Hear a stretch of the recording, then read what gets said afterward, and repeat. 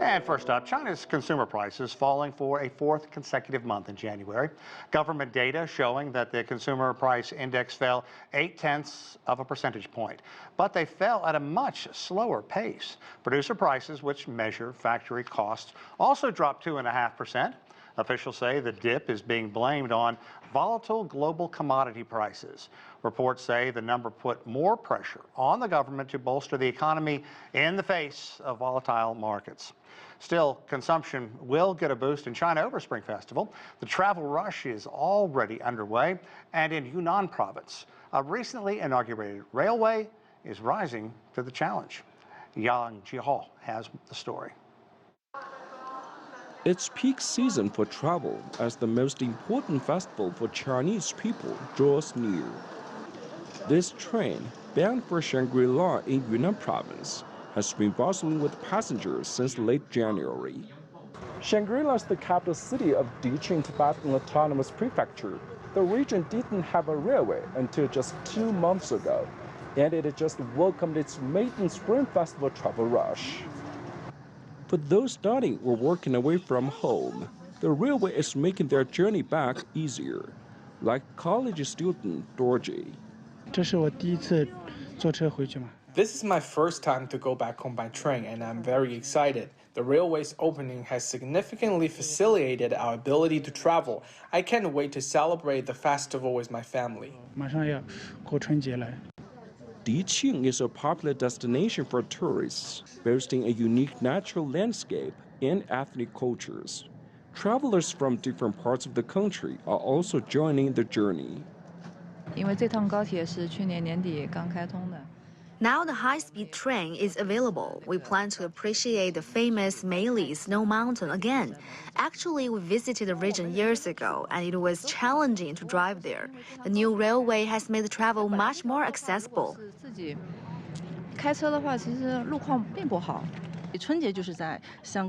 We'll spend the New Year holiday in Shangri-La. It will be a fresh experience. We want to experience how local Tibetans celebrate the festival in their unique way. While increasing the number of trains in response to growing demand, the railway department has also prepared to better serve passengers. This route traverses high-altitude areas such as Lijiang and Shangri-La. In response to this, we've prepared medication for high-altitude sickness as well as 4 oxygen bags, which will be provided to passengers free of charge when you feel unwell during the journey. Many view the railroad as a symbol of hope and possibility. I hope the railway brings in more people in the new year, including business people and tourists, so our economy will receive a boost. In a word, I wish for my hometown to thrive, especially the tourism industry. It's a New Year wish shared by many other locals, as the Spring Festival serves as a reminder of a nation better connected than ever. Yang Wang, CGTN, Yunnan Province. For more on China's overall economy and under the latest consumer prices report, we're now joined by Yan Wang, the Chief Emerging Markets and China Strategist for global investment research firm Alpine Macro. Yan, thanks so much for joining us. Okay, we've heard the numbers, the kind of breakdown. We've seen the headlines. What's your take on China's falling consumer prices? I think the latest number is primarily driven by falling food prices. So the number itself does not really mean the economy is suffering deeper deflation per se. But over the past couple of months, we know the Chinese headline inflation, producer price inflation, they have both been negative, and headline, and the GDP deflator has also been negative. Mm-hmm. So clearly there is a building deflationary pressure in the economy. And, you know, whenever people hear this kind of news, when you talk about deflation, when you talk about what's happened to the financial markets there as well, it weighs on people mentally. How are they coping with this? And what measures do you believe that Chinese government officials are taking to address these profound problems? Right. So I think deflation is not only having an impact on psychology, but also on the corporate sector.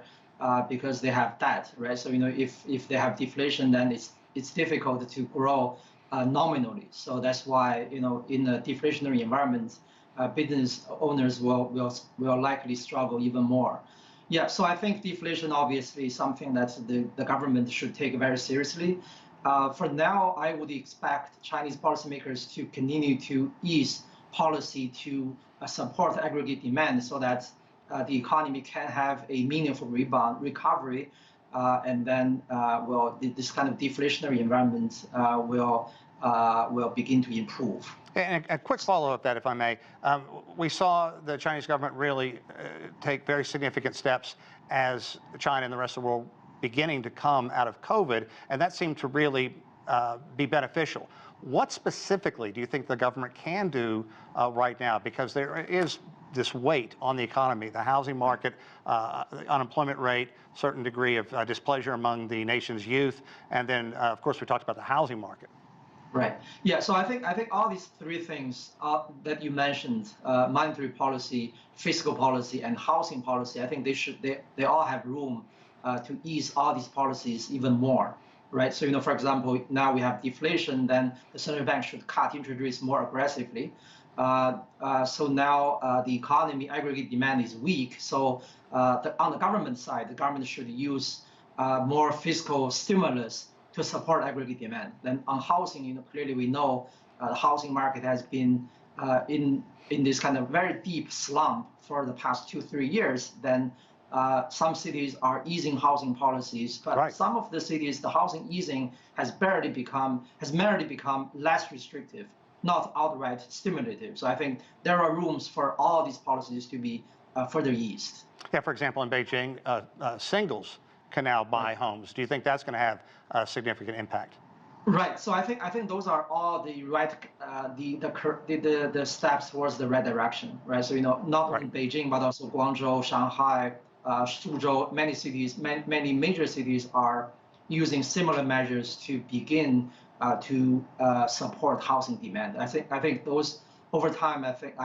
I hope those measures can be effective in stabilizing the housing market. And right now, we know that legions of families all over the country, people have made millions of trips. They're becoming reacquainted with family, having some wonderful food. Spring Festival is ongoing. What significant perk do you think that is going to provide the nation's economy?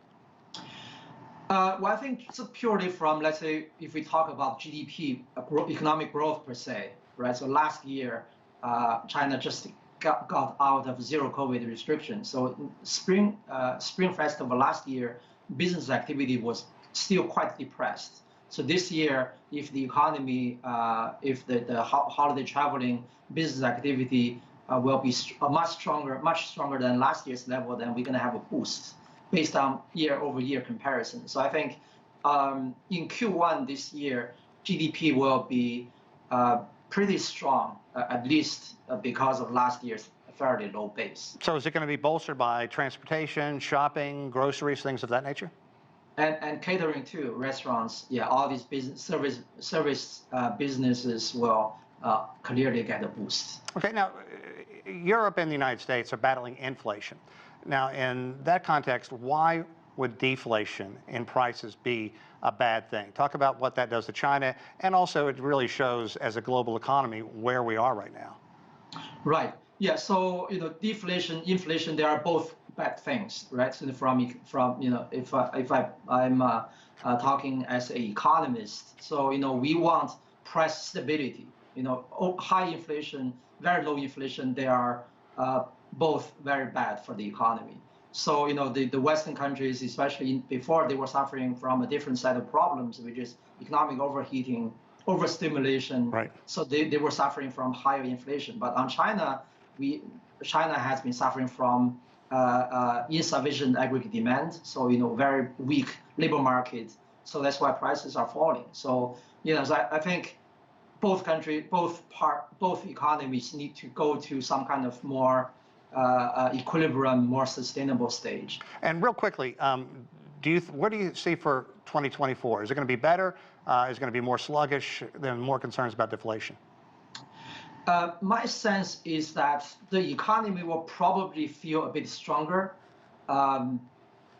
because I expect the housing market will likely begin to recover after Okay. 2-3 years of deep slump. But because last year GDP growth was very strong, but that was because of it was artificially boosted by a very weak starting point in 2022. So Great. maybe GDP growth this year may not be very strong, but my sense is the economy may feel a bit stronger because of the housing market will likely begin to mend.